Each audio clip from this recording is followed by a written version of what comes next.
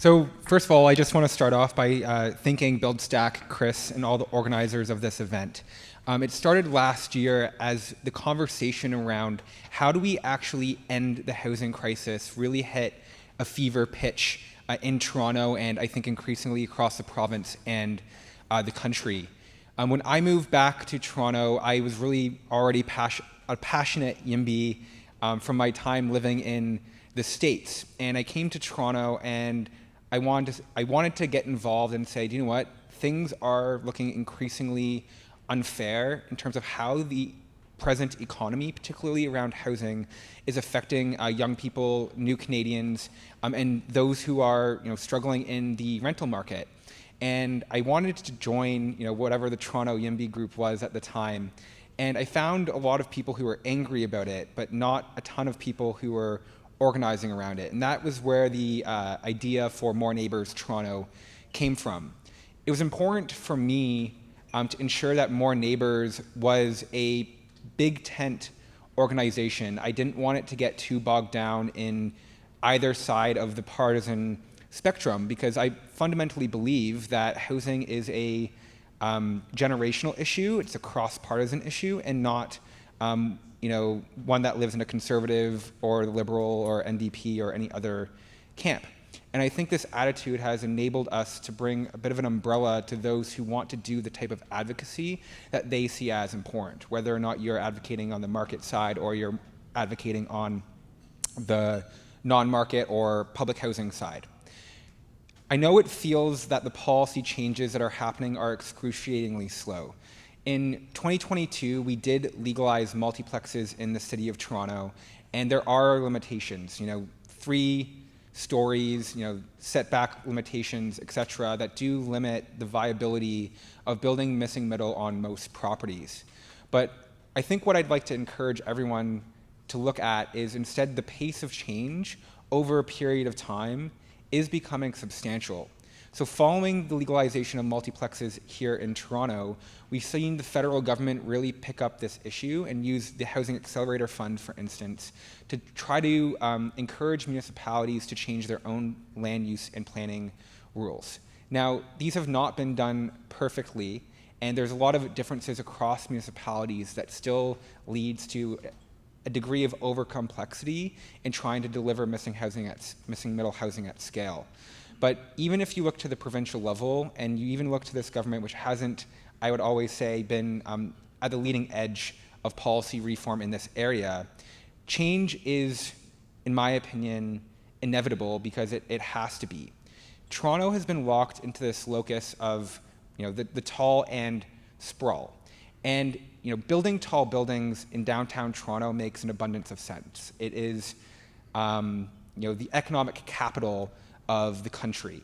But the fact that we see high-rise as the now dominant housing form across suburbs in smaller municipalities and on sites that aren't actually particularly that well connected to jobs and public infrastructure is indicative of the policy framework that exists right now to build housing. And it's imposed by rules that no longer make sense for the type of growth that Toronto is seeing. I think a big reason why advocates like myself, More Neighbours, and a lot of others have focused on this topic of the missing middle is because the types of housing, the 3, 4, 5-story, walk-ups, multiplexes, townhomes, et cetera, they're appealing to people because it is going to be the future way that young people and young families can enjoy living in cities. We're not a provincial city of 1 million people anymore, and people want access to the jobs and amenities and services that being urban provides. That doesn't mean that they don't want space to live and they don't want that upward mobility. So culturally, what we're doing here with Missing Middle is important. I know if you were to look to planning institutions, they would say, oh, well, missing middle isn't that important. It's only going to be a small mix of the housing that we need to build. And I frankly believe that they are wrong. You can't look at the fact that we have about 3 million properties in this province that are inherently single detached and say, well, honestly, that's not that big of an opportunity for housing. right? If every single one of those became a fourplex, that's 9 million homes. The scale is substantial, right?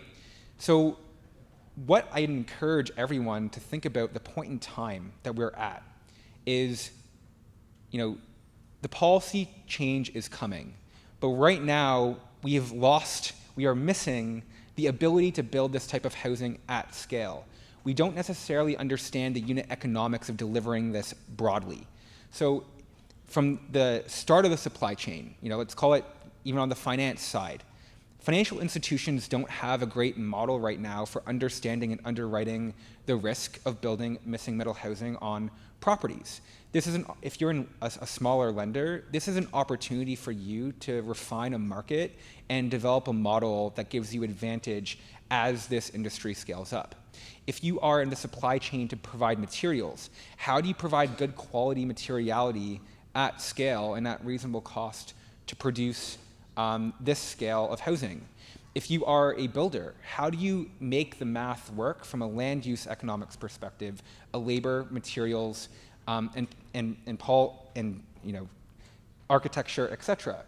We are all at the beginning of this journey where even if we got every policy win that we wanted today, there still wouldn't actually be that much industry that knows how to deliver this type of housing at the scale that we need it to. So if you're here today, what I would suggest to you is you are at the beginning of a broader change that is going to have to happen over the next 10 to 15 years, not because it's going to be hard fought, but because it's inevitable, because it's something our society must do if we want to start raising living standards again, if we want people to have spaces to actually raise their families, if we want to see the upward mobility that was once available to past generations that we've seen stagnate in this one. So use your time today to build those relationships, build that network.